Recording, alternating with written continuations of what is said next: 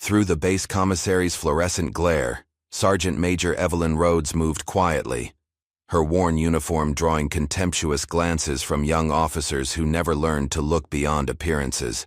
When Lieutenant Langston publicly mocked the elderly black woman, calling her uniform thrift store cosplay, he couldn't have known he was disrespecting a decorated combat veteran whose heroism in Cambodia had been deliberately erased from military records. He couldn't have imagined that the unit patch on her shoulder would catch Brigadier General Sandoval's eye, triggering an investigation that would unearth buried truths about Operation Iron Veil, a classified mission where Evelyn had saved countless lives only to be denied recognition because of politics, race, and gender. As Private Alicia Monroe watched the humiliation unfold, something in the old woman's dignified silence spoke of battles fought long before this one. Battles that were about to resurface after 45 years of enforced shadows. Just before we get back to it, I'd love to know where you're watching from today. And if you're enjoying these stories, make sure you're subscribed. The fluorescent lights of the base commissary hummed overhead as Evelyn Rhodes made her way through the sliding doors. At 73, she moved with deliberate care, each step measured but purposeful. Her uniform, worn but meticulously pressed, hung a little loose on her frame. Time had taken some of her physical presence, but not an ounce of her dignity. Conversations dimmed as she passed by. Young soldiers, some not even born when she'd served, exchanged glances and whispers. A few chuckles rippled through the aisle as she examined a display of fresh fruit, her weathered hand selecting an apple with careful precision. "Can I help you find something, ma'am?" The question came from a young cashier, her tone hovering between politeness and confusion. "Just picking up a few things," Evelyn replied, her voice soft but clear. "Been a while since I've been on base." A group of officers stood near the checkout, and one, a lieutenant with a freshly pressed uniform and a demeanor that suggested he considered himself above his current surroundings, took notice of Evelyn. His name tag read Langston, and his eyes narrowed as they fixed on her faded uniform jacket. "Excuse me," he called out, loud enough for nearby shoppers to turn. "Ma'am, that's quite the getup you're wearing." Evelyn turned slowly, her expression neutral. "Pardon me?" Lieutenant Langston approached, a smirk playing at the corners of his mouth. "That thrift store cosplay you've got on, you know wearing a uniform you didn't earn is actually against the law, right?" The commissary grew quiet. Evelyn stood perfectly still, her back straight despite the years that had bent so many others her age. "I earned this uniform, Lieutenant," she said simply. Langston let out a short laugh, looking around to make sure others were appreciating his performance. "Right, and I'm the Secretary of Defense." He gestured toward her jacket. "That's at least 30 years old. What are you doing on base anyway? Unless you have actual clearance, I'm going to have to ask you to leave." From the corner of the store, Private Alicia Monroe watched the exchange, her stomach nodding with each of Langston's words. She was new to the base, 3 weeks into her first assignment, and already learning the unspoken hierarchies. Lieutenant Langston was not someone you crossed, especially not as a private. But something about the elderly woman's quiet dignity made Alicia's hands clench into fists. Evelyn didn't raise her voice or show any sign of anger. There was only a fleeting shadow that passed across her eyes, a mixture of sadness and something else, something hard and resolute. "I was just leaving anyway," she said, placing her shopping basket down. "Though this base looks different than it did in '79. Langston rolled his eyes. "Sure it does. Security," he called out to a nearby MP. "We've got someone who needs an escort off the premises." 2 security officers approached, looking uncomfortable but determined to do their jobs. Evelyn nodded to them, straightening her jacket with a practiced motion. "I can find my way out," she said. "Ma'am, we'll need to see some ID first," one of the MPs said, more gently than Langston had spoken. Evelyn reached into her pocket and pulled out an old laminated card. The MP examined it, his eyebrows rising slightly before he handed it back. "I'll walk with you to the gate, ma'am," he said, his tone now respectful. As they walked away, Alicia noticed Langston's satisfied smirk. Something about it made her feel sick. "She what?" Brigadier General Ava Sandoval's voice cut through the air of her office like a blade. The young aide standing before her desk shifted uncomfortably. Lieutenant Langston had security remove an elderly woman from the commissary, ma'am. She was wearing an old uniform. And did anyone bother to check who she was before humiliating her? Sandoval's dark eyes flashed. At 45, she commanded respect not through volume, but through intensity. Every word was precise, every gesture deliberate. I don't believe. So, General, not until the MPs were called. Sandoval stood, her own uniform impeccable, rows of ribbons telling a story of service that few could match. I want a full report on my desk in an hour. Name, details, everything. And tell Lieutenant Langston I want to see him immediately. Yes, ma'am. When the aide had gone, Sandoval moved to the window of her office, looking out over the training grounds where new recruits were running drills. 23 years in the service had taught her many things, but perhaps the most important was that respect wasn't just given to those with the shiniest bars or the loudest voices. She remembered something her first commander had told her. The quietest soldiers often carry the heaviest packs.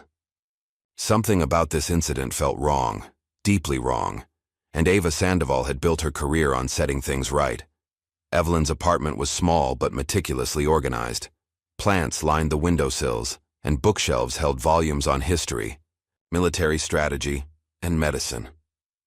She moved to her bedroom closet and pulled down an old shoebox from the top shelf. Sitting on the edge of her bed, she opened it carefully. Inside lay medals in their cases, a Bronze Star, a Purple Heart, and others, their ribbons still vibrant despite the years. Photographs showed a younger Evelyn, her uniform fitting snugly on a strong frame, standing with groups of soldiers. Men and women with expressions that only those who've seen combat truly understand.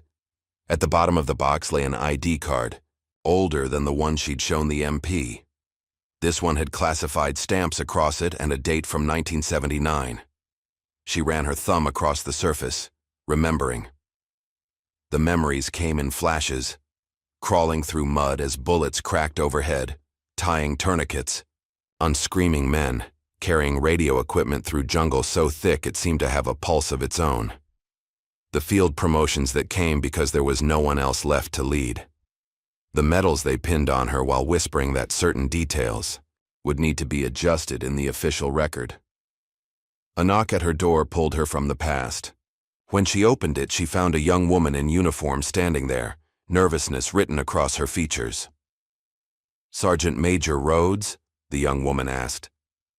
I'm Private Monroe, Alicia Monroe. I was at the commissary earlier. Evelyn studied her for a moment. You were standing by the cereal aisle, watching. Alicia nodded, shame coloring her cheeks. I wanted to apologize for what happened, for not saying anything. Lieutenant Langston was completely out of line. Come in, Private, Evelyn said, stepping aside. Alicia entered cautiously, taking in the simple apartment with its touches of military precision.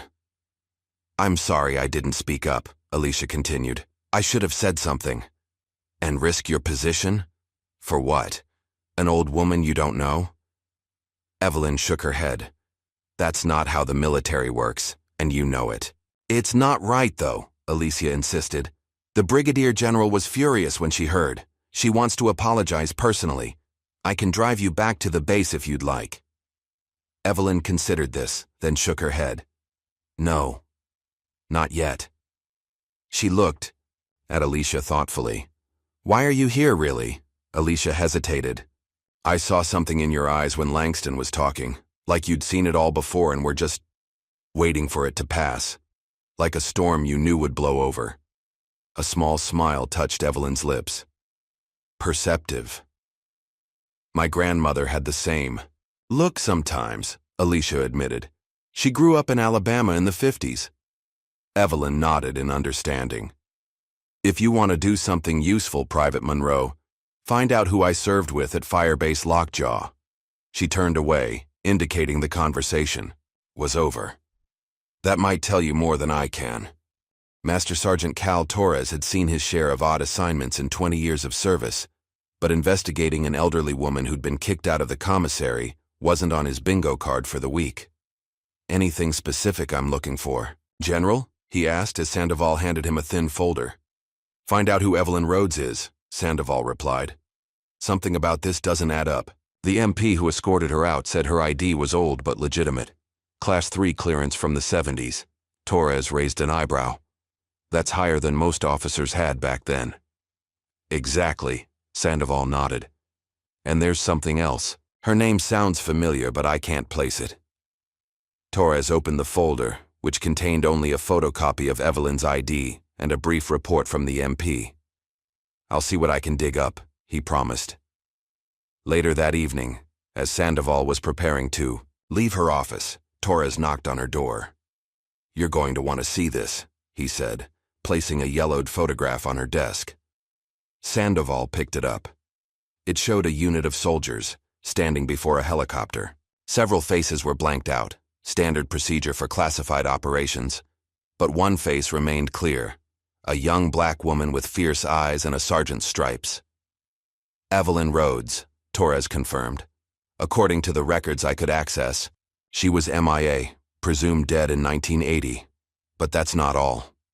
He hesitated.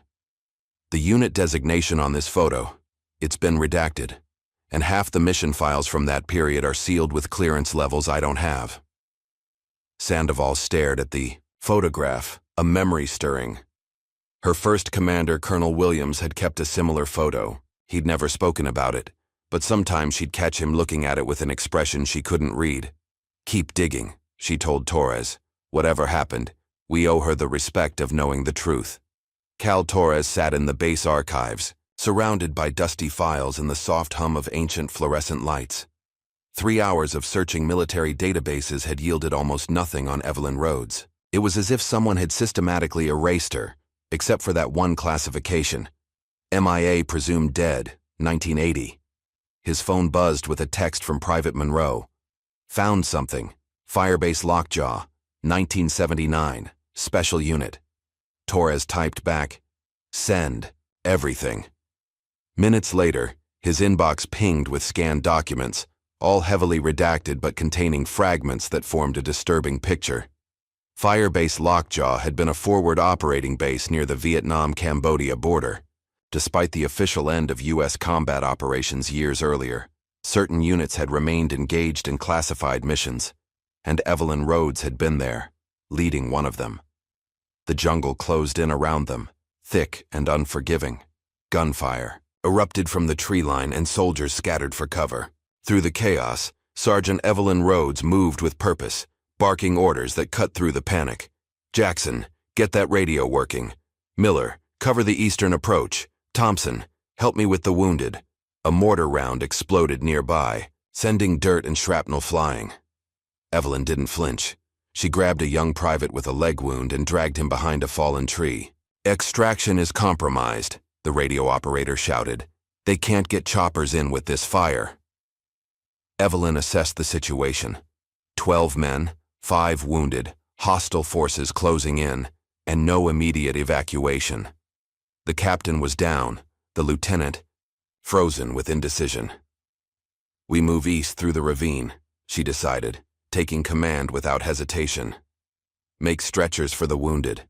We've got 3 miles to the secondary extraction point. Sergeant, we'll never make it, someone protested. Evelyn checked her weapon and fixed the soldier with a stare that silenced further objections. We all make it, or none of us do. Now move out.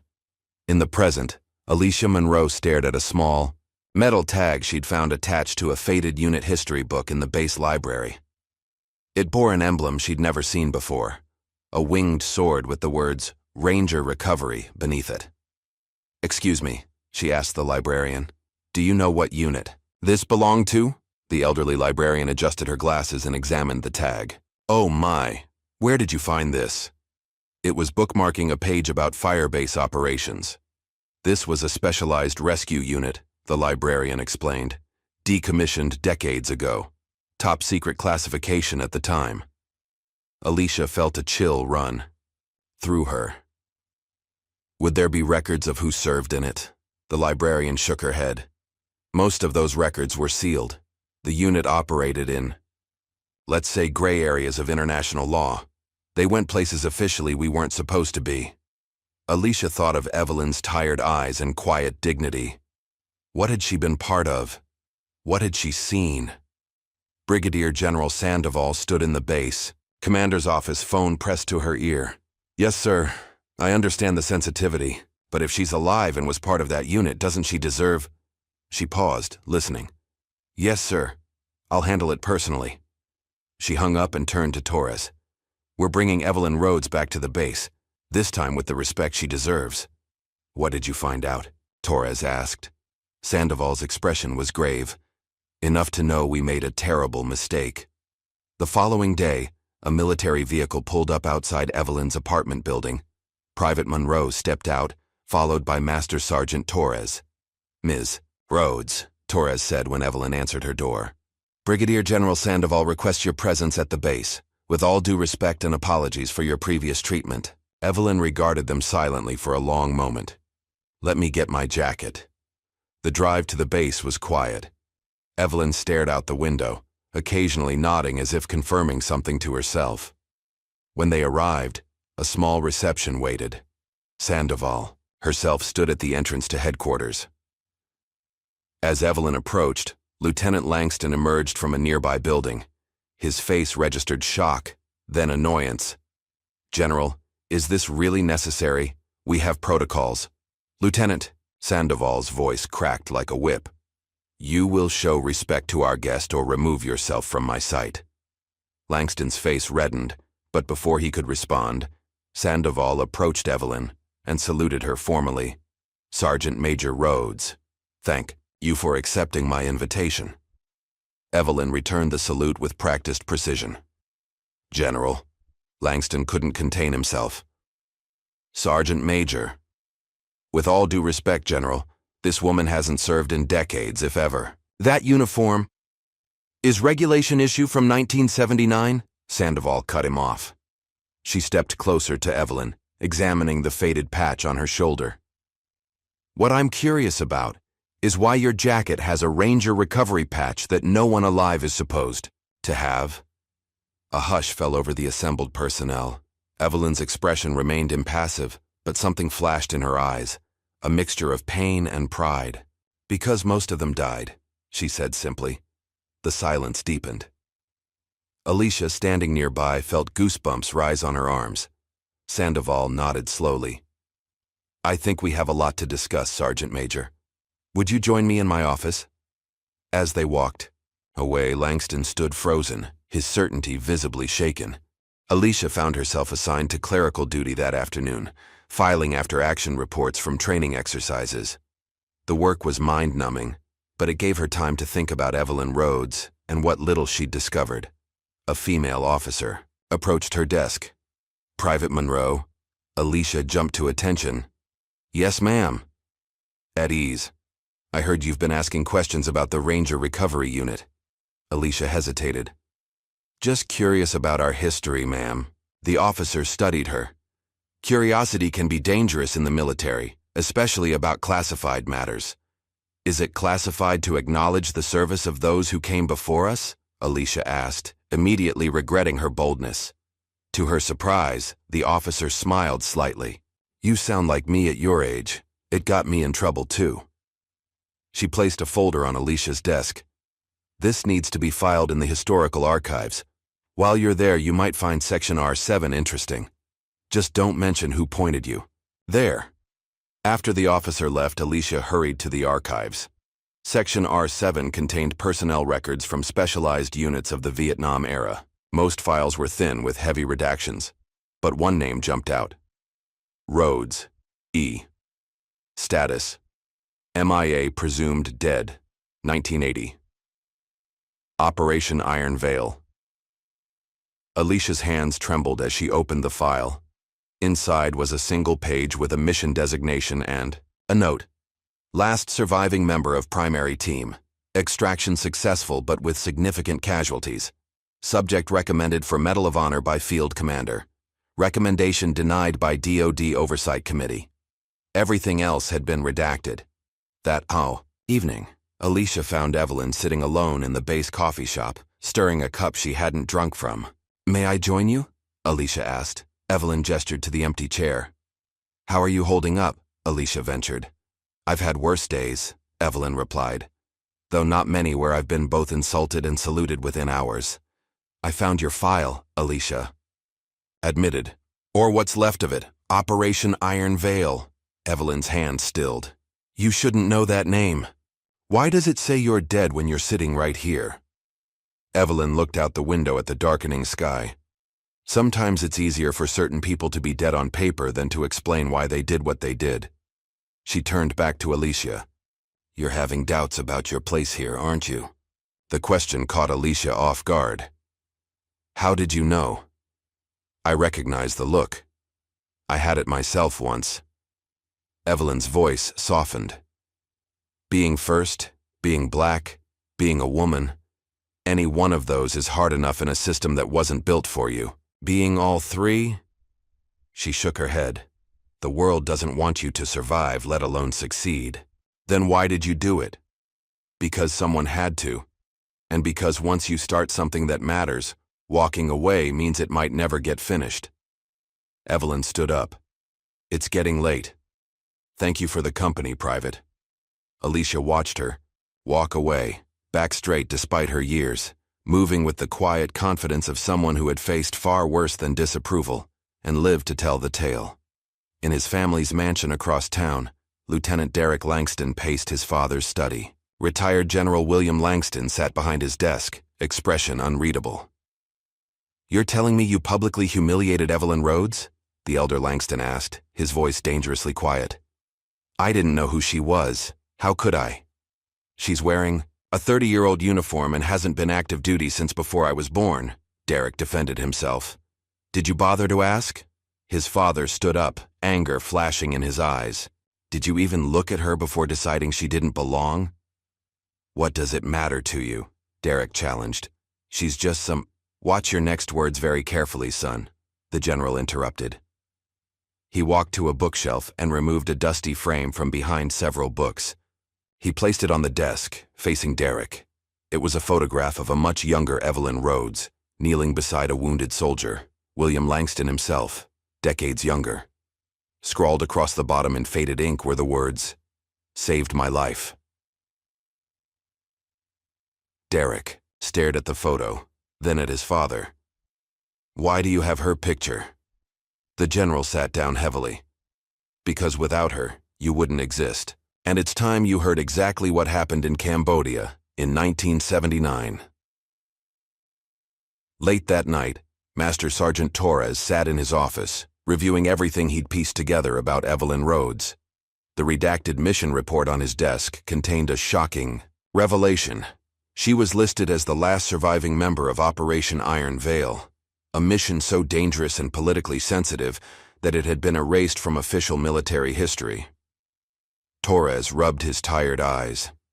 Whatever Evelyn Rhodes had done, someone had gone to extraordinary lengths to make sure no one knew about it. But now, decades later, the truth was beginning to surface, and he couldn't shake the feeling that some people would still prefer it stayed buried. The morning light filtered through heavy curtains in the Langston family study. Derek stood by the window, his father's revelation from the previous night still echoing in his mind. You haven't said a word since I told you, General William Langston observed, watching his son from his wheelchair. Age and injury had confined him to it, but nothing had diminished the command in his voice. What am I supposed to say? Derek finally replied, turning to face his father. That the woman I publicly humiliated saved your life during some secret operation that doesn't officially exist, that everything I thought I knew about our family history was incomplete. The elder Langston wheeled himself to his desk and unlocked a drawer. Sit down, Derek. There's more you need to understand. Derek reluctantly took a seat as his father pulled out a weathered leather journal. Cambodia, 1979, William began, opening the journal to reveal handwritten notes and crude maps. Officially, we were never there. The war was over. America had gone home. His fingers traced the faded ink. But some of us hadn't. Why were you there? Derek asked. Intelligence suggested American POWs were being held at a camp near the border. A rescue operation was authorized. Off the books, deniable. Ranger Recovery Unit was sent in. And Rhodes was part of it? William's laugh held no humor. Part of it? Son, Evelyn Rhodes was the backbone of that unit. Combat medic who'd earned field promotions through 3 tours. By 79, she was commanding special recovery operations. Derek tried to reconcile this information with the elderly woman he'd mocked at the commissary. What happened? We were compromised, William said, his eyes distant with memory. Ambushed 5 miles from the target. Our commanding officer was killed instantly. I took shrapnel in both legs. Half the unit was dead or wounded within minutes. He turned a page in the journal, revealing a rough sketch of jungle terrain. We were deep in enemy territory, no extraction possible at our position. The remaining officers wanted to abort, leave the wounded behind. His voice hardened. Evelyn refused. She took command, organized the survivors. For 5 days, she led us through hostile territory, carrying the wounded when they couldn't walk, fighting off pursuers. Derek studied his father's face, seeing a vulnerability he'd never witnessed before. The last night we were surrounded. Evelyn created a diversion, ran straight into enemy fire to draw them away from our position. William's hand trembled slightly. She was hit twice but kept moving, gave us the time we needed for extraction. He closed the journal. I wrote her up for the Medal of Honor. Every surviving member of that mission signed their support. But she didn't get it, Derek said, remembering what he'd learned. No, the mission was politically inconvenient. Cambodia was off limits. The Pentagon buried it, classified everything. William's eyes flashed with old anger. They offered her a silver star in a private ceremony instead. She refused it. Derek tried to process everything. If the mission was buried, why does her record say she's dead? Because that's what happens when you speak truth to power in the wrong moment, son. They erase you. Across town, in a small classroom at the base training center, Private Alicia Monroe stood at attention as her instructor berated her. You think you know better than 30 years of military doctrine, Private? Captain Wilson's face was inches from hers, veins standing out on his forehead. No, sir, Alicia replied, staring straight ahead. Then explain to me why you contradicted me in front of the entire class. The other cadets watched in uncomfortable silence. Alicia had challenged the captain's dismissal of unconventional leadership in crisis situations, citing what she'd learned about Evelyn Rhodes. I merely suggested that sometimes leadership emerges from unexpected sources in combat situations. Sir, like Sergeant Major Rhodes during Operation Iron Veil. A hush fell over the room. Captain Wilson's eyes widened. That operation is classified. Where did you hear that name? Alicia maintained her composure. From historical records, sir. I've been researching past combat operations as part of my training. 20 demerits, Private, Wilson snapped. And you've just lost your weekend leave. Report to the archives for inventory duty instead. He turned to the rest of the class. Let this be a lesson in the chain of command. You follow orders, you don't question them. As the class was dismissed, a female lieutenant pulled Alicia aside. That was either very brave or very stupid, Monroe. Maybe both, ma'am. The lieutenant glanced around to ensure they weren't overheard. Be careful with names like Iron Veil. Some doors are better left closed. Why? Alicia challenged. Because they might reveal uncomfortable truths? Because they might get you the same treatment Rhodes got, the lieutenant replied quietly before walking away. Evelyn's small apartment had become a sanctuary of sorts for Alicia. After her confrontation with Captain Wilson, she'd found herself knocking on the older woman's door seeking, what? Guidance? Validation? You stood up for me, Evelyn observed as they sat on her small balcony. The evening air was warm, carrying the scent of Evelyn's potted herbs. And lost your weekend pass because of it. It wasn't just about you, Alicia admitted. It was about the principle. They teach us about leadership, then punish us for recognizing it in the wrong people. Evelyn smiled slightly. The wrong people being? You know what I mean. I do. Evelyn handed Alicia a cup of tea. The military doesn't change easily, Private. It's built on tradition and structure. Those things have value. They also have cost, Alicia countered. They erased you from history. Evelyn's expression remained neutral, but her eyes reflected decades of carried weight. History is written by those with the power to write it. Our job is to live it with integrity regardless. For the next hour, Evelyn began teaching Alicia, not about the past, but about survival in the present. How to navigate a system not designed for people like them. When to push and when to yield.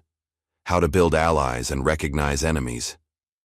Your instinct to fight every battle will get you nowhere, Evelyn explained. Choose carefully which hills you're willing to die on. Did you choose yours? Alicia asked. Evelyn looked out over the darkening sky. I chose the lives of my men over the comfort of my superiors. I'd make the same choice today. In Washington, D.C., an elderly man with silver hair and a distinguished bearing sat in his home office, a secure phone to his ear. You're certain it's her? He asked, tension evident in his voice. Positive, Senator, replied the voice on the other end. Evelyn Rhodes is very much alive, and Brigadier General Sandoval is digging into Iron Vale. Senator Richard Palmer, once Colonel Palmer of Special Operations Command, pinched the bridge of his nose. After all these years, who else knows? The circle is growing. William Langston's son is involved now, and there's a Private Monroe asking questions. Palmer's jaw tightened. Containment is still the priority. Those records stay sealed. Sir, with respect, perhaps it's time to acknowledge you weren't there for the fallout. Palmer cut him off. The congressional hearings, the international incidents, we barely survived it politically. He sighed. Rhodes made her choice when she went public against orders, and we made ours when we buried her instead of honoring her. The voice replied softly. Palmer had no answer for that. After ending the call, he unlocked a hidden safe behind a painting and removed a thick file labeled Iron Vale, Final Disposition. His hand hovered over it for a long moment before he returned it unopened. Some ghosts were better left undisturbed. The next morning, William Langston's personal aide delivered a sealed envelope to the Department of Defense. It contained a formal letter requesting the correction of Sergeant Major Evelyn Rhodes's military record, along with sworn testimony about Operation Iron Vale and her actions during it. The letter made its way through various offices, raising eyebrows and concern at each stop. By afternoon, it had reached the desk of the Deputy Secretary of Defense, who immediately placed a call to Senator Palmer. The wheels of bureaucracy began to turn, some pushing for resolution, others for continued silence. That evening, as rain pounded against the windows of her apartment, Evelyn returned from dinner to find her door slightly ajar. She approached cautiously, years of training never fully abandoned. Inside, her home had been searched, methodically and professionally. The box containing her medals and photographs was gone. Drawers had been opened and reclosed. Nothing else appeared to be missing. Evelyn stood in the center of her living room, rain dripping from her coat onto the floor. After a moment, she picked up her phone and dialed. General Sandoval? It's Rhodes, we need to talk. The base chapel stood empty save for an elderly caretaker dusting the pews. Master Sergeant Torres approached, showing his ID. I'm looking for Chaplain Morris, he explained. He served here in the early 80s. The caretaker nodded. Retired 5 years ago. Lives about 20 minutes from here. I need to ask him about a soldier. Evelyn Rhodes. Would he remember her? The caretaker stopped dusting. Evelyn?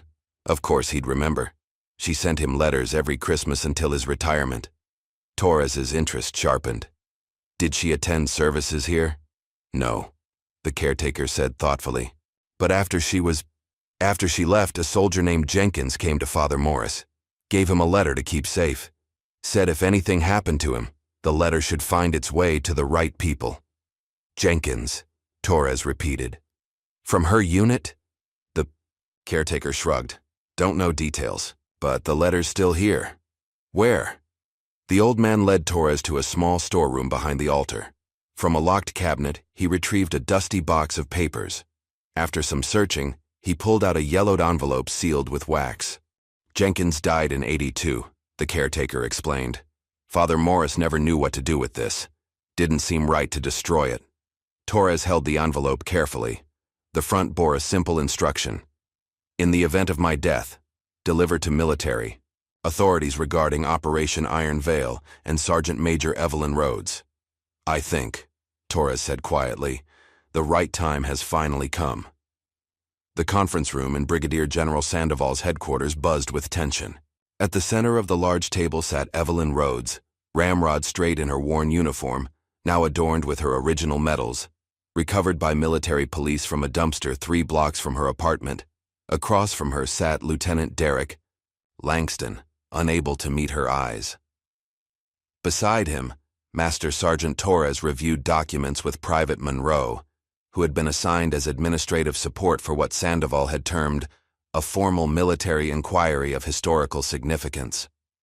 The door opened, and Sandoval entered, followed by 2 JAG officers and a civilian in an expensive suit. Thank you all for coming, Sandoval began, taking her seat. This inquiry has been authorized at the highest levels to investigate the historical record regarding Operation Iron Veil and the subsequent classification of Sergeant Major Evelyn Rhodes's service. The civilian, introduced as Special Counsel Warren from the Department of Defense, spoke next. I want to be clear that this inquiry is not adversarial. Our goal is to establish facts that have been obscured by time and policy. Evelyn's expression remained impassive, but her fingers tapped once on the table, a small tell that Alicia noticed. Sergeant Major Rhodes, Warren continued, we'd like you to recount, for the record, your role in Operation Iron Veil and the events that followed. Evelyn's voice was steady as she began. In April 1979, I was commanding a specialized recovery unit operating near the Cambodia-Vietnam border. Our mission was to extract American POWs believed to be held at a camp 12 miles inside Cambodian territory. For the next hour, she detailed the ambush, the casualties, the 5-day trek through enemy territory with wounded men, and the final extraction where she'd been wounded, drawing enemy fire away from the evacuation point. We recovered 3 American prisoners, she concluded. 2 survived. The mission was classified as a success, despite our losses. Warren consulted his notes. And afterward? I was treated for my injuries at a field hospital, then transferred to Walter Reed.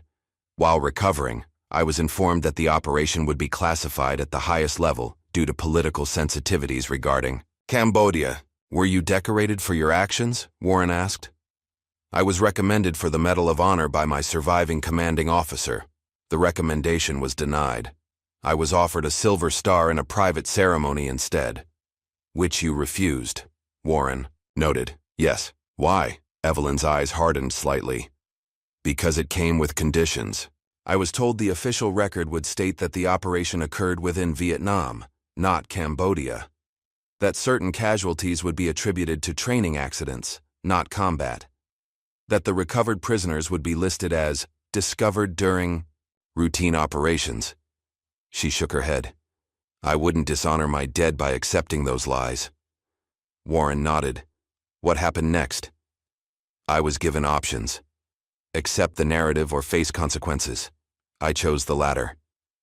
3 months later, I was informed that due to my injuries I was being medically discharged. My security clearance was revoked.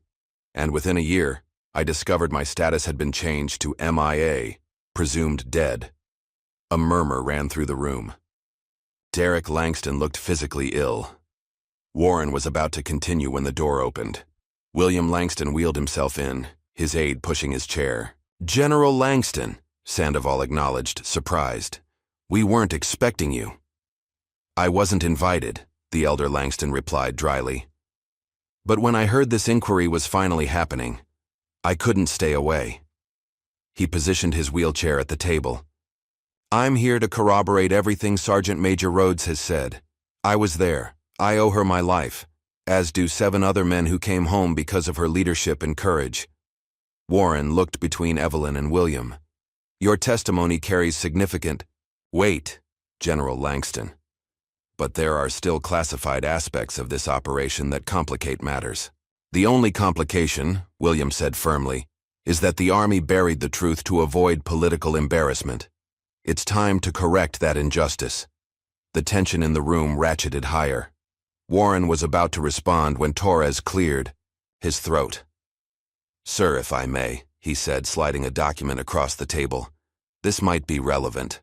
Warren examined the paper. "What am I looking at, Master Sergeant?" "A transport manifest from the evacuation. There was another survivor from Sergeant Major Rhodes's unit, Staff Sergeant James Bennett. According to records, he's still alive." Warren looked up sharply. "Where is he now?" "I took the liberty of finding out," Torres replied. "He lives in Phoenix, and he's willing to testify." 2 days later, the inquiry reconvened. This time, a new face was present. Staff Sergeant James Bennett, now in his 70s, sat in a wheelchair at the end of the table. His thin frame and oxygen tank spoke of years of health struggles, but his eyes were alert and focused entirely on Evelyn Rhodes. When he was invited to speak, Bennett's voice was weak but determined. "I've waited 45 years to say this publicly. Evelyn Rhodes is the only reason I'm alive today. The only reason any of us made it out." He described in painful detail how Evelyn had carried him on her back for miles after he'd been shot, through the hip, how she'd fought off an enemy patrol single-handedly when they were discovered, and how she'd refused evacuation until every surviving member of her team was accounted for. "They offered her a silver star as hush money," Bennett concluded bitterly. "And when she refused to lie about what happened, they buried her instead. I tried to speak up then. Nobody wanted to hear it." The room fell silent. Finally, Warren spoke. "Thank you for your testimony, Sergeant Bennett. It aligns with what we've heard from General Langston in our review of the recently declassified portions of the mission report." He turned to Evelyn. "Sergeant Major Rhodes, I have one more question. The opposition at the time cited your disobedience to direct orders as grounds for denying your Medal of Honor recommendation. Would you care to address that?" Evelyn's gaze was steady. "I was ordered to leave wounded men behind when we were compromised. I refused that order. I was ordered to falsify my after-action report. I refused that order too." Her voice remained even. "If disobeying immoral orders disqualifies me from recognition, then I accept that disqualification with pride." Bennett made a sound that might have been a laugh or a sob. William Langston nodded grimly. The inquiry was about to conclude when the door burst open and Private Monroe entered, breathless. "I apologize for the interruption," she said, "but I've found something you need to see." She placed a worn, folded flag on the table. Hand-stitched into its fabric were names, 23 of them, with dates of service and death. In the center, embroidered with careful precision, was the emblem of the Ranger Recovery Unit. "Where did you find this?" Sandoval asked. "It was in Sergeant Major Rhodes's stolen service box," Alicia explained. "The MPs recovered it this morning from a storage locker at the bus station. This was inside a hidden compartment." All eyes turned to Evelyn, whose composure finally cracked. She reached out with trembling fingers to touch the flag. "I made this during recovery," she said softly. "For the ones who didn't come home, for the ones they tried to erase." Alicia stood straight, addressing the room with unexpected authority. "Every name on this flag has been confirmed as a member of Sergeant Major Rhodes's unit. Every date matches classified casualty reports. This isn't just a memento. It's a historical record she preserved when official channels failed." Derek Langston, who had been silent throughout the proceedings, finally spoke. "My father told me what happened to your recommendation, Sergeant Major, how it was buried for political convenience." He swallowed hard. "I represent a generation that never knew your sacrifice. I'm deeply sorry for my disrespect." Evelyn acknowledged him with a slight nod but said nothing. Warren gathered his notes. "This inquiry has gathered sufficient evidence to recommend a full review of Sergeant Major Rhodes's service record and decorations. A formal finding will be issued within 30 days. As the room began to clear, Bennett wheeled himself to Evelyn's side. "They can't give us back the years, Ev." "No," she agreed, "but they can give us the truth. That's all I ever wanted." That evening, Alicia sat in her barracks, completing her training assignments. Her roommate entered, eyes wide. "Have you seen this?" she asked, holding up her phone. On the screen was a news headline. Classified memo leaked. Army covered up black female hero's actions to avoid political scandal. Alicia grabbed the phone. The article detailed Operation Iron Veil and included scanned copies of redacted documents showing how Evelyn's Medal of Honor recommendation had been deliberately suppressed. It named names, including Senator Palmer and others still in positions of power. "How did this get out?" Alicia whispered. Her roommate shrugged. "It's everywhere. Twitter, Facebook, all the major news sites." Alicia's phone buzzed with a message from Torres. "All hell's breaking loose. Sandoval's been called to D.C. immediately. Stay close to Rhodes. This is about to get complicated." As she read the message, Alicia realized that what had begun as a simple act of disrespect in a commissary was now snowballing into something that would shake the military establishment to its core. The story they had tried to erase for decades was finally being told, and the world was listening. The headline blazed across the Washington Post website. Army erased war hero to avoid political fallout. Sergeant Major Evelyn Rhodes speaks out. Similar headlines dominated every major news outlet, social media platform, and television news broadcast. The leaked memo had ignited a firestorm that spread faster than anyone could have anticipated. Evelyn Rhodes sat in her small living room, television off, curtains drawn. 3 voicemails from CNN, 5 from Fox News, and dozens of other media requests had filled her phone since dawn. She hadn't answered any of them. A knock at her door roused her from thought. When she opened it, Alicia Monroe stood there, concern etched on her face. "Are you okay?" Alicia asked. "It's crazy out there." "I see that," Evelyn replied, gesturing to the news vans parked along her street. She stepped aside to let Alicia in. "I didn't want this, you know." "The truth coming out? The circus?" Evelyn closed the door and returned to her armchair. "All those years I just wanted recognition for my unit, for the ones who didn't come home. Instead, I'm suddenly the main attraction." Alicia sat across from her. "Master Sergeant Torres said Brigadier General Sandoval has been called to Washington for emergency meetings. The Pentagon is in damage control mode." "Of course they are," Evelyn said, a hint of bitterness creeping into her voice. "The same people who buried us then are scrambling to save face now." "People are demanding answers," Alicia told her.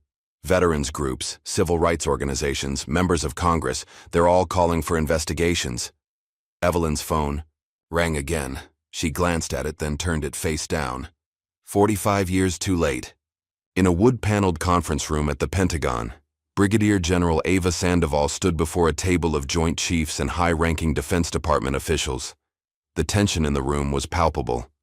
"What exactly were you thinking, General?" demanded the Army Chief of Staff. "Reopening a classified operation without proper authorization?"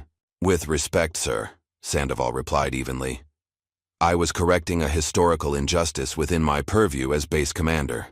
The inquiries began when Sergeant Major Rhodes was publicly humiliated on my base. And now we have leaked classified documents all over the national media," countered a silver-haired man at the end of the table. "Do you have any idea of the diplomatic ramifications?" "I do, Senator Palmer," Sandoval said, fixing him with a steady gaze. "Almost as significant as the ramifications of erasing a decorated soldier's service to protect political careers." Palmer's face reddened. "Watch yourself, General. You're out of line."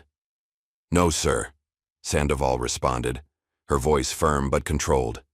"For the first time in decades, we're finally getting back in line with our core values: honor, integrity, respect." The Secretary of Defense, who had been silent until now, leaned forward. "The situation is what it is. The question before us is how we respond.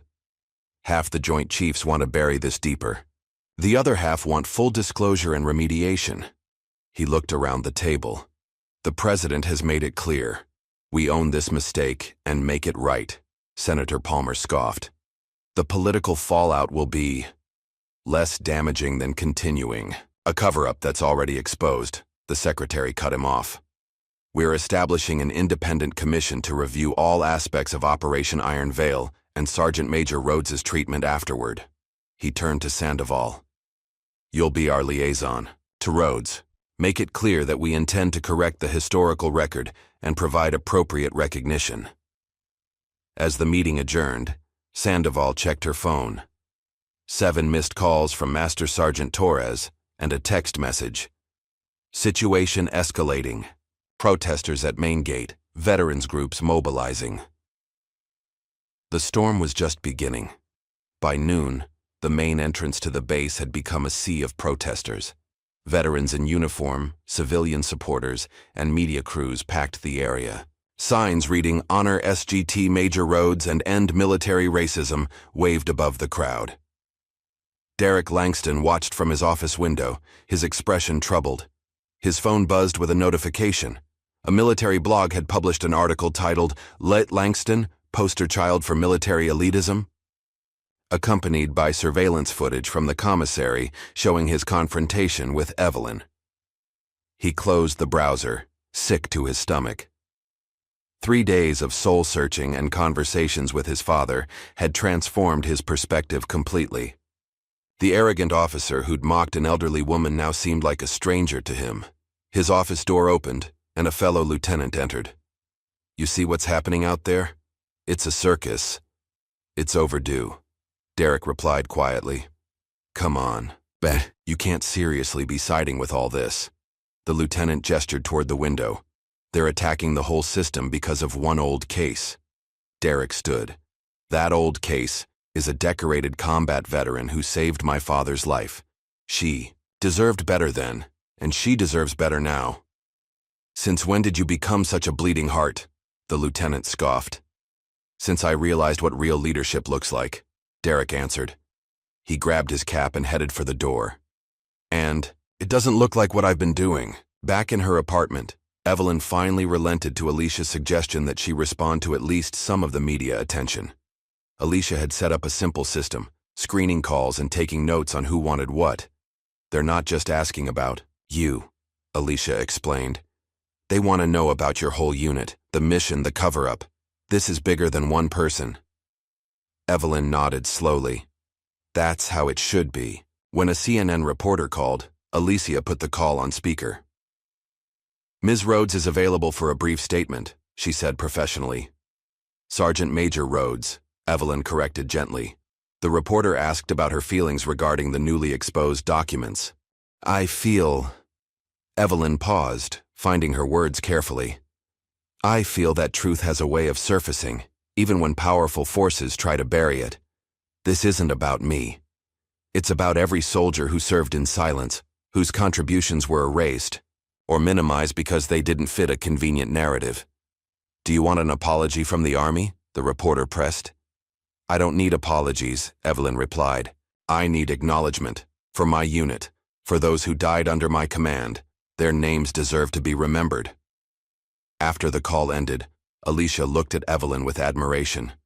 "You handled that perfectly." "I've had decades to think about what I'd say if anyone ever asked," Evelyn said with a small smile, "though I never really believed they would."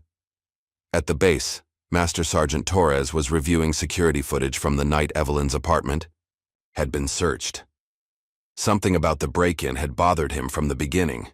It was too professional, too targeted. He froze a frame showing a reflection in a window, a partial image of the intruder. With some digital enhancement, he could make out enough features to run through the base personnel database. The match made his blood run cold. Major Edward Collins, aide to Senator Palmer. Torres immediately encrypted the evidence and sent copies to both his personal email and to Brigadier General Sandoval. Whatever was happening went higher than he'd imagined. As he left his office, his phone rang. The caller ID showed an unknown number.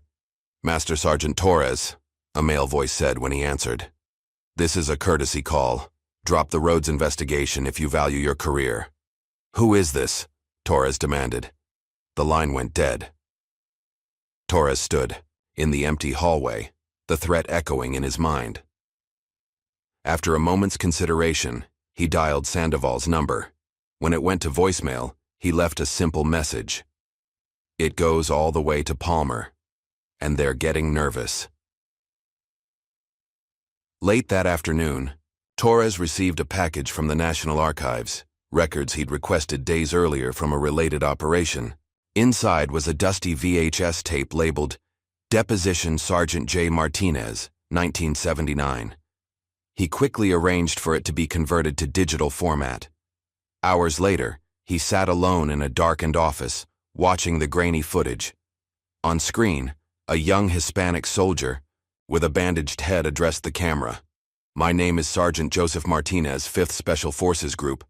I'm recording this testimony about Operation Iron Veil and Sergeant Evelyn Rhodes." His voice was weak but determined.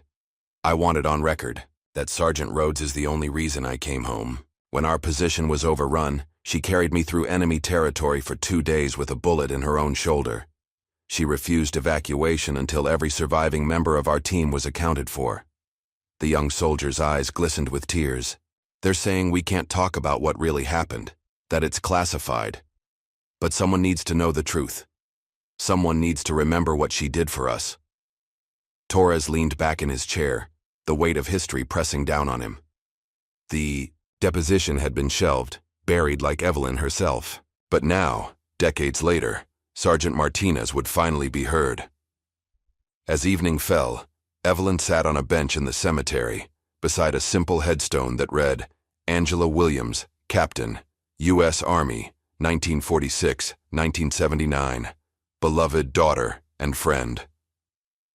"I never thought they'd remember us, Angie," Evelyn said softly to the grave. "But maybe now they will."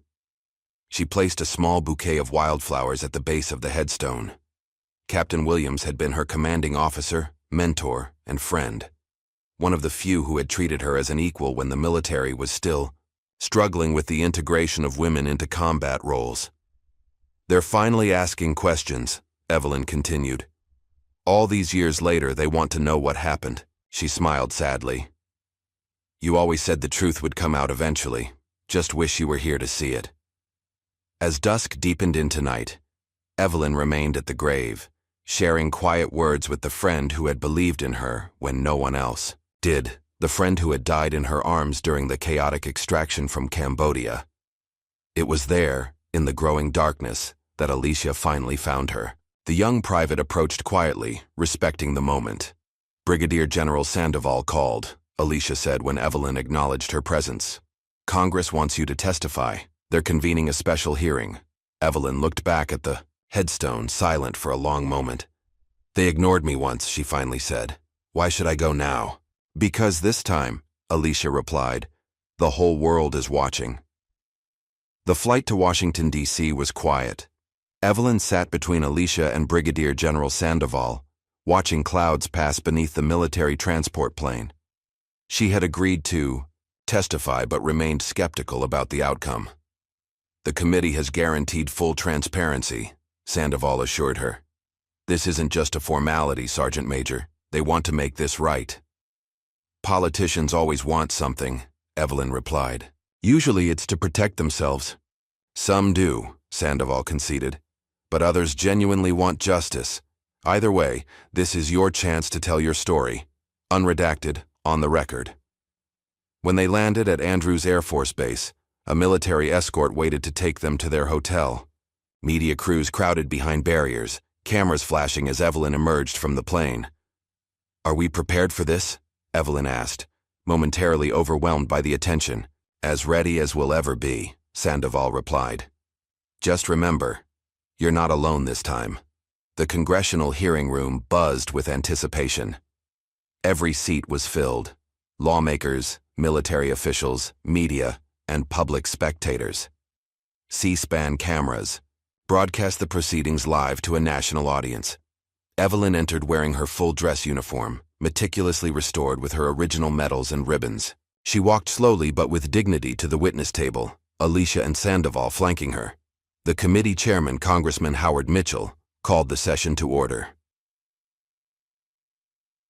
Today, we begin a hearing into the events surrounding Operation Iron Veil and the subsequent treatment of Sergeant Major Evelyn Rhodes, he announced. This committee seeks to establish the truth of what happened in 1979 and the decisions made afterward regarding Sergeant Major Rhodes's service record.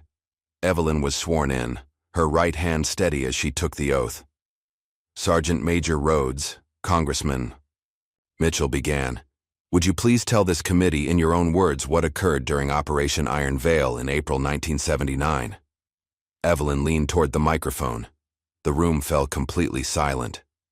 On April 14, 1979, I was serving as second in command of a specialized recovery unit operating in Southeast Asia, she began, her voice clear and steady. Our mission was to extract American prisoners believed to be held at a camp inside Cambodian territory. For the next 45 minutes, Evelyn recounted the mission in precise detail, the ambush that killed their commanding officer, the decision to proceed despite heavy casualties, the 5-day trek through enemy territory with wounded men, and the final extraction where she'd been wounded drawing enemy fire away from the evacuation point. Her testimony was raw, factual, and devoid of self-aggrandizement. She spoke of her fallen comrades by name, describing their actions and sacrifices. The room remained rapt as she detailed the firefights, the improvised medical procedures performed in the field, and the difficult decisions made under constant threat. We completed our primary objective, she concluded. 3 American prisoners were recovered and returned home. 8 members of my unit didn't come back. 17 more, including myself, were wounded. And after the mission? Congressman, Mitchell prompted. After recovery at Walter Reed, I was informed that due to diplomatic sensitivities, the operation would be heavily classified. My recommendation for the Medal of Honor was denied on technical grounds. I was offered a Silver Star instead, contingent on accepting an altered version of events. Altered how? The official record would state that the operation occurred within Vietnam, not Cambodia. That certain casualties would be attributed to training accidents, not combat. That the recovered prisoners would be listed as discovered during routine operations. Evelyn's eyes hardened. I refused to dishonor my dead with those lies. What happened after you refused? Within 3 months, I was medically discharged, despite being cleared for duty. My security clearance was revoked, and by 1980, I discovered my status had been changed to MIA, presumed dead. Murmurs rippled through the chamber. The chairman allowed them to subside before continuing. Sergeant Major, the committee has reviewed the newly declassified documents concerning Operation Iron Veil. They confirm your account in every detail. He looked at her with evident respect. What we're trying to understand is why your record was falsified, rather than simply classified. Before Evelyn could answer, Senator Richard Palmer requested recognition from the committee. The chairman nodded, allowing him to speak. Sergeant Major Rhodes, Palmer began, his tone professionally cordial but with an underlying edge. Your service record shows multiple instances of insubordination prior to Operation Iron Veil. Isn't it possible that these disciplinary issues, rather than any conspiracy, led to the denial of your Medal of Honor recommendation? The room tensed. Sandoval shifted in her seat, clearly restraining herself from intervening. Evelyn met Palmer's gaze directly. Those marks were written by men I saved, Senator. Men who didn't appreciate being dragged to safety by a black woman who outranked them. Her voice remained calm. If questioning orders that would have left wounded soldiers behind is insubordination, then yes, I was insubordinate. Palmer pressed further. The military operates on a chain of command, Sergeant Major. When that breaks down, Evelyn interrupted, soldiers like me make decisions that save lives. I never disobeyed a lawful order in combat, Senator. I did refuse to lie afterward. Perhaps that's what you're referring to. A few spectators applauded before being silenced by the chairman. Palmer's face tightened, but before he could continue, Brigadier General Sandoval requested permission to present evidence. The committee recognizes Brigadier General Sandoval, the chairman said. Sandoval stood. Mr. Chairman, we've recovered video testimony that bears directly on this matter. She nodded to an aide who set up a screen. The grainy footage of Sergeant Martinez's deposition played for the committee. His emotional testimony about Evelyn's heroism brought a hush over the room. When it concluded, several committee members were visibly moved. This deposition was recorded in 1979, Sandoval explained. It was shelved and never included in the official record of Operation Iron Veil. Master Sergeant Torres discovered it in the National Archives last week. Palmer shifted uncomfortably in his seat as multiple committee members turned to look at him. As a senior Defense Department official, at the time, he would have had authority over such records. The questioning continued for hours. Evelyn responded to each inquiry with the same steady clarity, neither embellishing her role nor minimizing the political realities that had led to her erasure from history. During a brief recess, Evelyn sat in a side room with Alicia and Sandoval. "You're doing brilliantly," Alicia told her.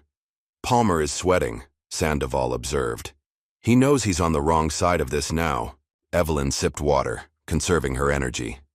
"It's not about Palmer or any individual. It's about a system that found it easier to erase me than to acknowledge me." When the hearing resumed, an unexpected figure entered the chamber, an elderly man in a wheelchair, assisted by an aide. Heads turned as William Langston, dressed in his full ceremonial uniform with general's stars, was positioned near the front row. Congressman Mitchell recognized him with evident surprise. "General Langston, the committee wasn't aware you would be joining us today." "My apologies for the unannounced appearance," Langston replied, his voice carrying despite his age. "But when I learned Sergeant Major Rhodes would be testifying, I felt compelled to be here." "Would you like to make a statement, General?" the chairman offered. "I would, Mr. Chairman, with the committee's permission." As Langston was wheeled to, the witness table, he passed Evelyn. Their eyes met briefly, decades of shared history passing between them in a silent exchange. "General William Langston," he introduced himself for the record. "Retired, U.S. Army Special Forces. In April 1979, I was a major serving under Captain Angela Williams in the unit commanded by Sergeant Evelyn Rhodes during Operation Iron Veil." He proceeded to corroborate every detail of Evelyn's testimony, adding his perspective as one of the wounded soldiers she had refused to abandon. "I personally wrote her recommendation for the Medal of Honor," he stated firmly. "Every surviving member of our unit signed it. The denial came from political appointees, not military leadership." His gaze fixed on Senator Palmer. "Some of those appointees are in this room today." Palmer visibly tensed but remained silent. "I owe my life to Sergeant Major Rhodes," Langston continued, "as do many others. The decision to alter her record was not about national security. It was about political convenience and, yes, racism and sexism that were endemic to the system at that time." His voice cracked slightly. "We failed her then. We shouldn't fail her now." The hearing room erupted in applause. This time, the chairman allowed it to continue for several moments before restoring order. As the session was about to continue, a commotion at the back of the room drew attention. A man in a wheelchair was being helped down the center aisle by two younger men. "Mr. Chairman," he called out, his voice weak but determined. "My name is James Bennett, former Staff Sergeant, U.S. Army Special Forces. I served under Sergeant Rhodes in Cambodia." The chairman consulted briefly with his staff. "The committee recognizes Staff Sergeant Bennett." As Bennett was positioned at the witness table, Evelyn's composure finally broke. Tears glistened in her eyes at the sight of her former comrade, a man she hadn't seen in over 4 decades. "Sergeant Rhodes carried me on her back for miles after I was shot through the hip," Bennett testified, his frail body contrasting with the intensity of his words. "She fought off an enemy patrol single-handedly when they discovered our position.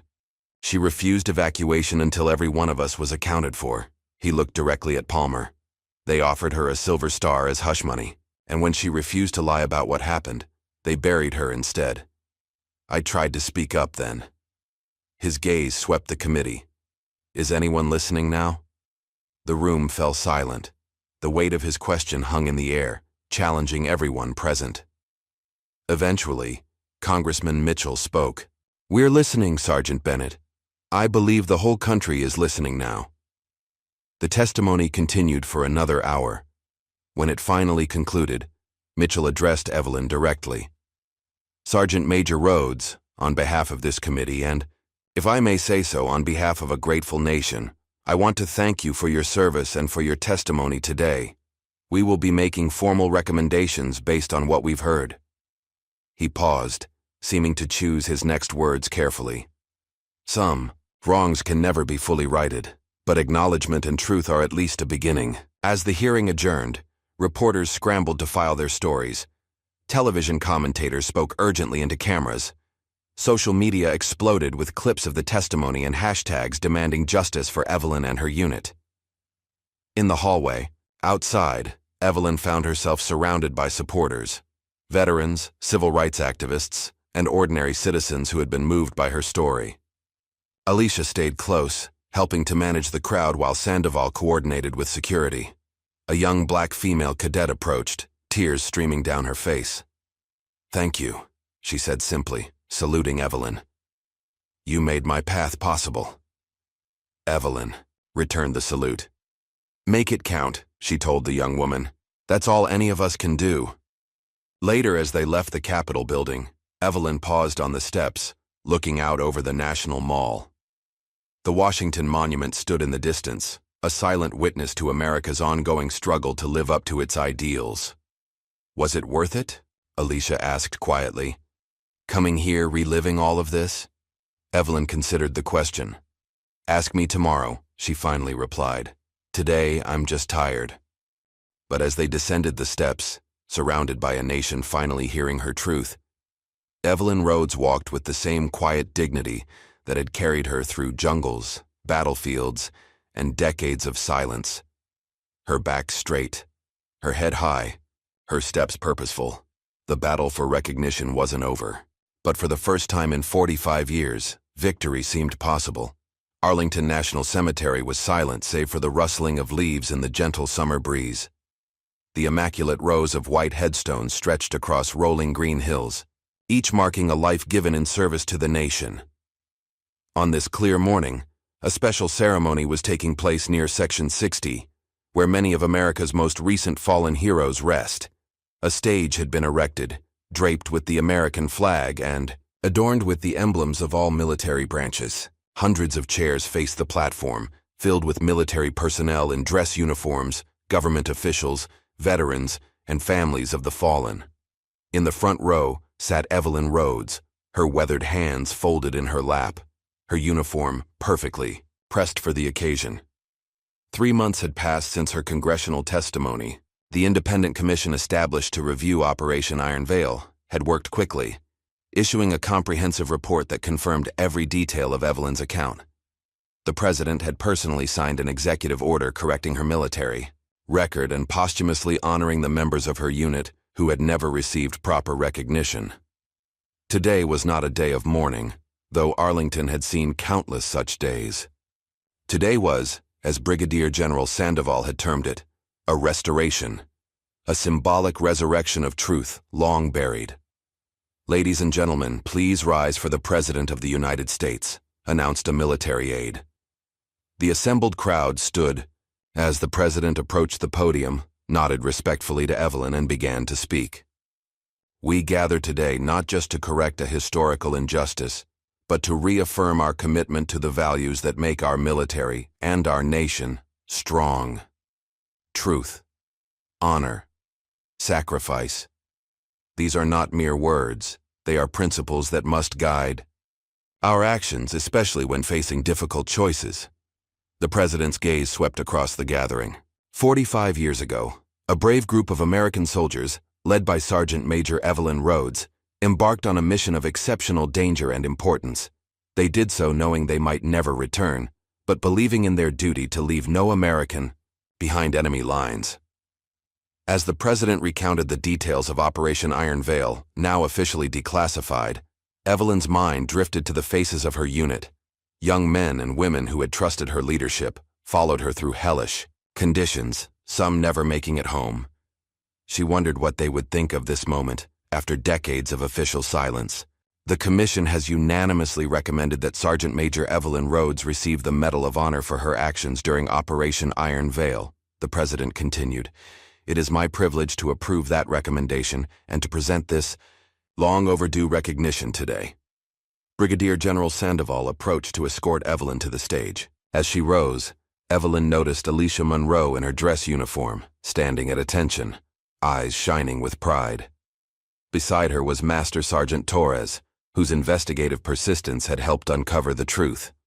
And, surprisingly, Lieutenant Derek Langston stood nearby, his expression solemn and respectful, a far cry from their first encounter at the commissary. On stage, Evelyn stood straight as the president read the citation detailing her extraordinary heroism. When the moment came for the medal to be placed around her neck, it was General William Langston who wheeled forward to perform the honor, tears streaming unashamedly down his weathered face. "Thank you for bringing me home, Sergeant Major," he whispered as he placed the medal against her chest. Evelyn, who had remained composed throughout the proceedings, felt her own eyes fill at his words. They both knew the weight of what had transpired between them, the life-saving actions in a jungle decades ago, the bond forged in blood and sacrifice, the long silence, and now this final acknowledgement. As Evelyn turned to face the crowd, the thousands in attendance rose in thunderous applause. In the sea of faces, she spotted familiar ones: James Bennett in his wheelchair, other veterans from her era, and dozens of uniformed soldiers she didn't recognize who saluted her with profound respect. When the applause finally subsided, Evelyn stepped to the microphone. She had prepared no speech, believing actions had always spoken louder than words in her life. "This medal," she began, her voice clear and steady, "belongs not just to me, but to every member of the Ranger Recovery Unit who served with honor, especially those who never came home." She paused, collecting herself. "Captain Angela Williams, Lieutenant Michael Dawson, Sergeant Joseph Harris." One by one, she recited the names of the fallen, each one engraved in her memory. When she finished the list, the cemetery was completely silent. They were Americans of every color and background, united by a commitment to leave no one behind. Their story deserves to be remembered not because it's extraordinary, but because it represents the best of what military service should be. As she stepped back from the podium, a group approached the stage, men and women of varying ages, some bearing striking resemblances to soldiers from her unit. Evelyn realized with a start that these were the children and grandchildren of her fallen comrades. A middle-aged man with kind eyes reached for her hand. "Sergeant Major Rhodes, I'm Michael Dawson, Jr. My father died during the extraction." His voice caught slightly. "All my life, my mother told me he died a hero, even when the official record said it was a training accident. Thank you for keeping his truth alive." One by one, they embraced her, calling her Aunt Evelyn, and thanking her tearfully for honoring their parents' sacrifices. For Evelyn, this moment, this connection to the families of those she had led, meant more than any medal or ceremony. Later, as the formal proceedings concluded, Evelyn found herself surrounded by well-wishers. A representative from West Point approached.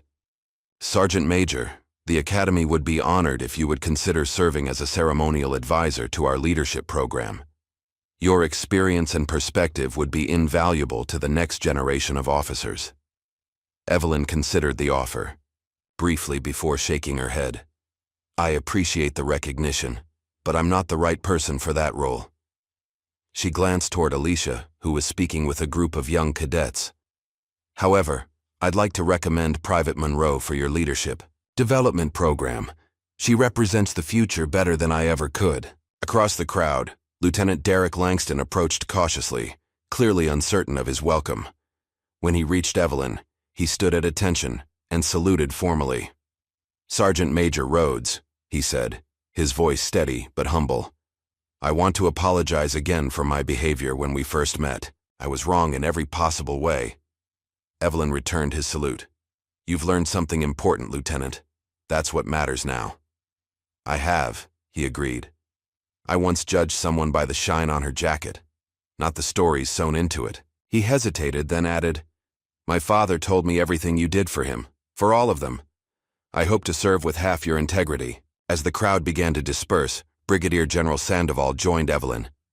"The National Military Museum is creating an exhibit in your honor," she informed her. "They've requested your jacket, the unit flag with the names, and any other artifacts you might be willing to share." Evelyn nodded. "They should have them. The story belongs to history now." "Speaking of history," Sandoval continued, A senator is introducing legislation next week, the Rhodes Act. It would create new protocols to prevent future erasures of heroism based on race, gender, or political convenience. A small smile crossed Evelyn's face.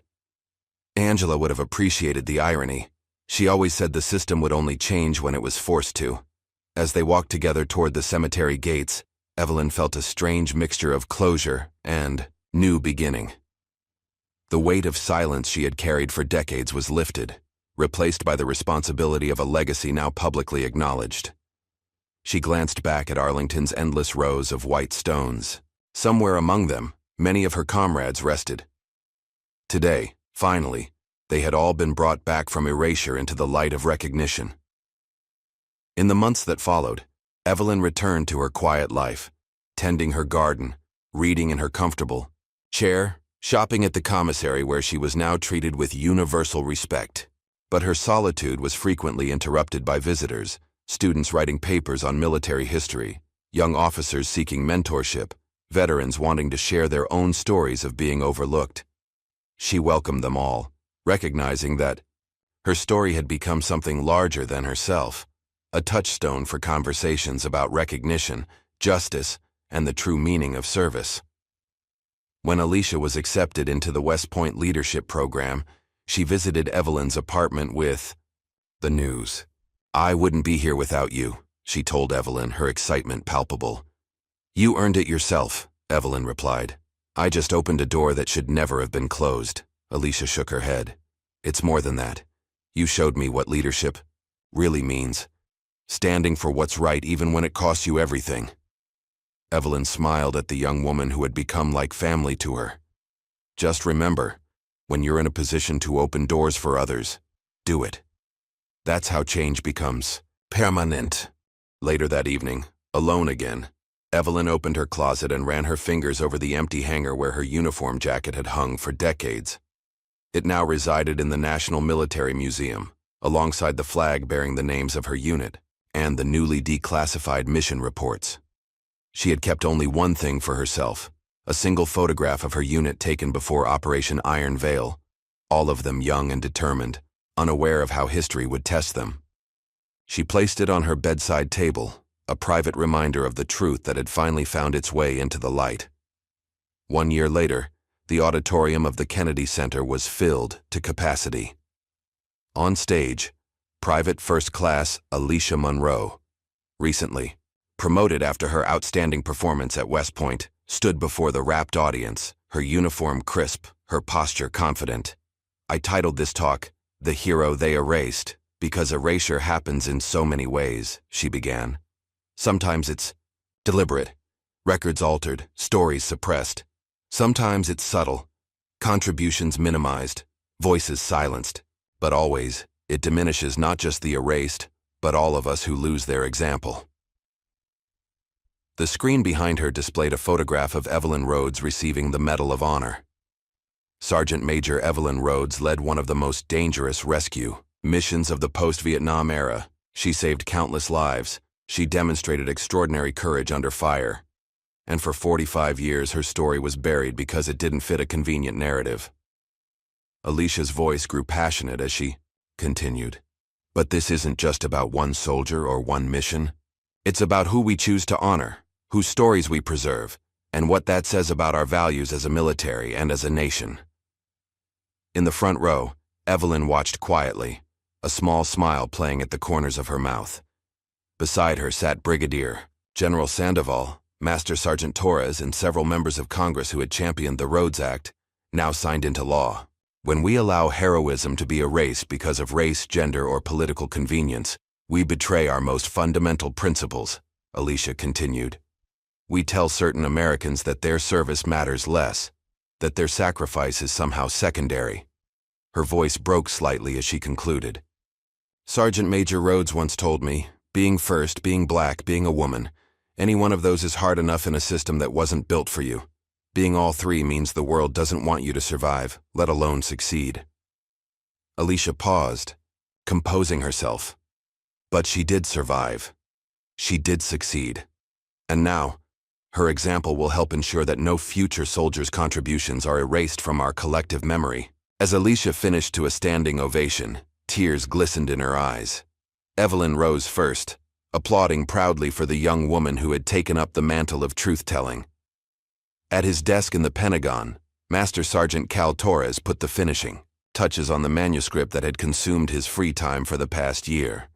Titled, Operation Iron Veil, The Mission They Erased, it chronicled not just the operation itself, but the decades-long cover-up and eventual recognition of Evelyn Rhodes in her unit. His phone rang, his publisher calling about the final edits.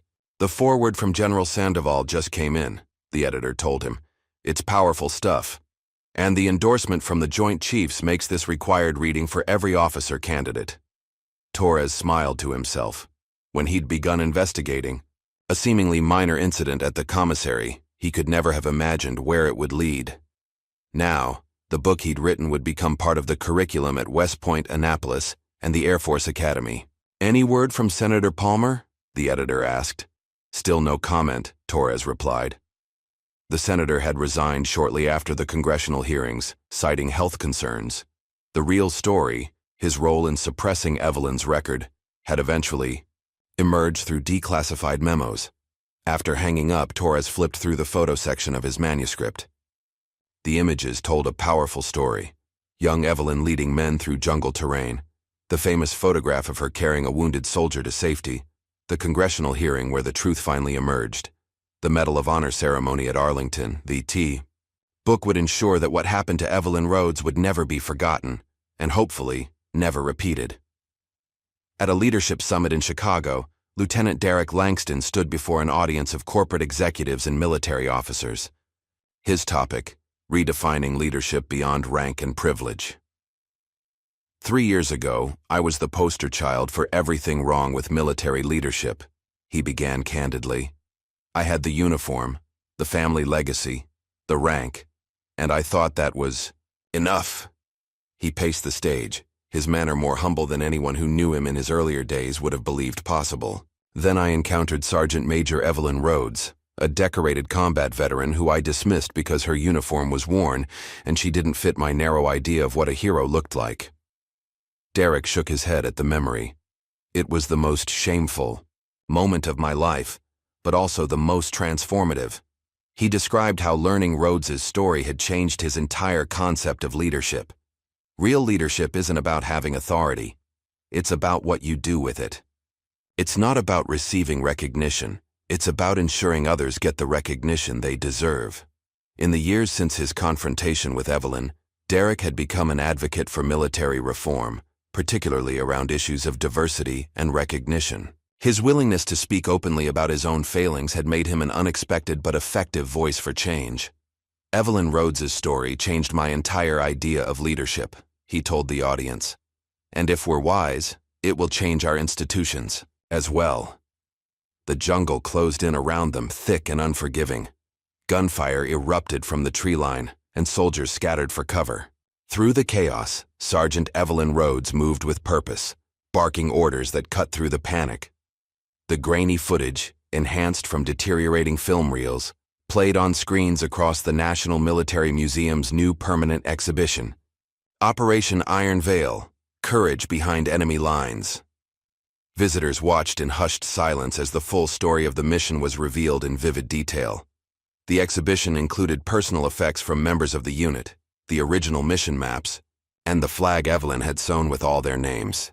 Interactive displays allowed visitors to understand the challenges faced during the rescue operation and the difficult decisions made under fire. Most powerful was the wall of photographs, 23 faces of the men and women who had served in the Ranger Recovery Unit, including those who never returned.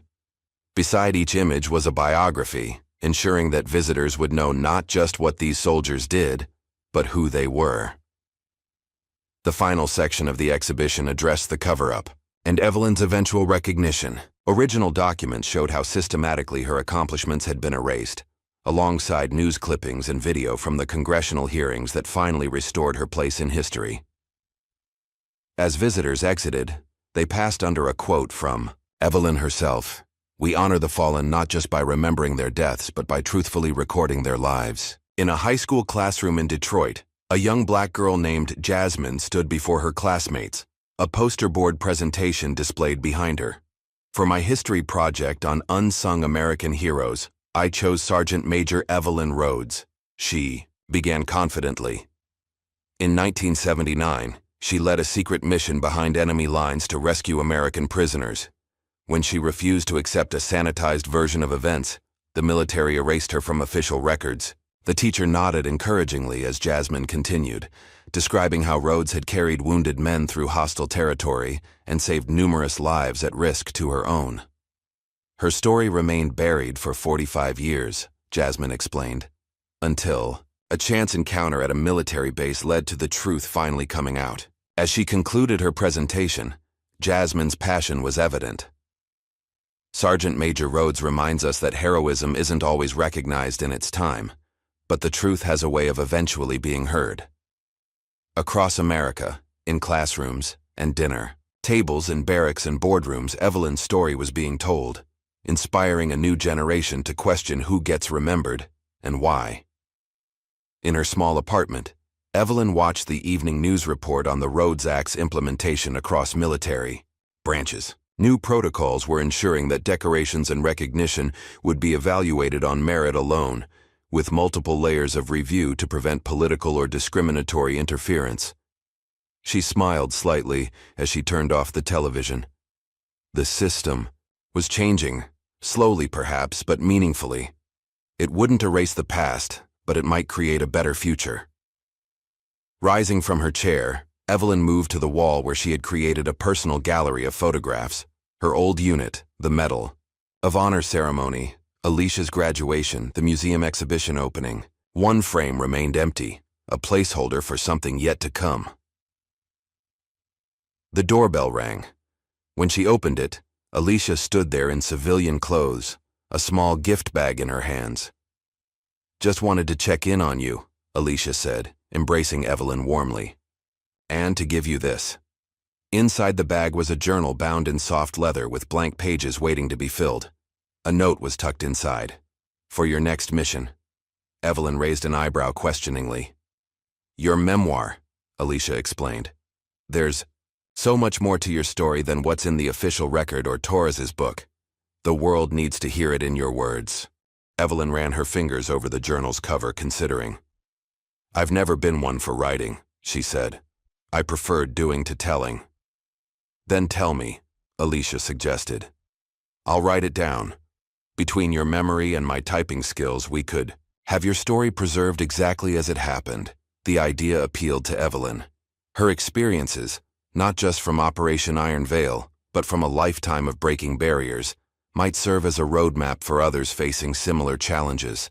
"We could start next weekend," she agreed.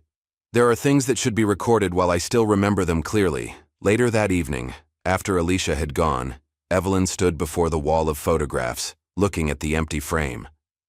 Perhaps someday it would hold the cover of her memoir, another piece of her legacy preserved for future generations. She thought of all the twists her life had taken, from the jungles of Southeast Asia to the halls of Congress, from erasure to restoration. None of it had come easily. All of it had exacted a price. But standing here now, seeing how her story had become a catalyst for change, she felt a sense of completion. The following morning, Evelyn rose early and dressed for a walk. The neighborhood was quiet, just beginning to stir with the day's activities. She moved at her own pace, enjoying the simple pleasure of movement, of being present in the world. Her phone rang. Brigadier General Sandoval, calling with news. The E. Rhodes Foundation, established to support overlooked veterans, had secured its first major funding. Sandoval had decided to retire from active duty to lead it full-time. "We're going to make a real difference," Sandoval told her, "starting with the veterans from your era who never received proper recognition, then expanding to help those who are being overlooked today." "Angela would have loved that," Evelyn replied, thinking of her former commanding officer and friend. "She always said we need to fight for those who come after us, not just for ourselves." After the call ended, Evelyn continued her walk, reflecting on the strange journey that had brought her to this point. All those years of silence, of carrying a truth few wanted to hear, had finally given way to recognition that exceeded anything. she could have imagined. As she neared her apartment building, a young girl approached, perhaps 10 years old, wearing a t-shirt with "Future Soldier" printed across the front. "Are you Sergeant Major Rhodes?" the girl asked, eyes wide with admiration. "We learned about you in school. My teacher said you're a hero." Evelyn smiled gently. "I'm just someone who did what needed to be done," she replied. "The real heroes were the ones who didn't come home." The girl considered this, then asked, "Can I shake your hand? I want to be brave like you when I grow up." Evelyn extended her hand, weathered by time, but still strong. As the young girl grasped it firmly, Evelyn saw in her eyes the echo of her own determination decades ago, the spark that power and prejudice had tried but failed to extinguish. "They buried my story once," Evelyn thought as she watched the girl run back to her waiting mother. "But stories like mine don't stay buried. We live on in those we inspire." And in that moment, surrounded by the morning light of a new day, Sergeant Major Evelyn Rhodes knew that her greatest mission, to ensure that truth and justice prevailed, even if delayed by decades, had finally been accomplished. What price do we pay as a nation when we erase the heroes who don't fit our preferred narrative? If Evelyn's story moved you, like and subscribe for more untold histories of courage that challenge us to remember better.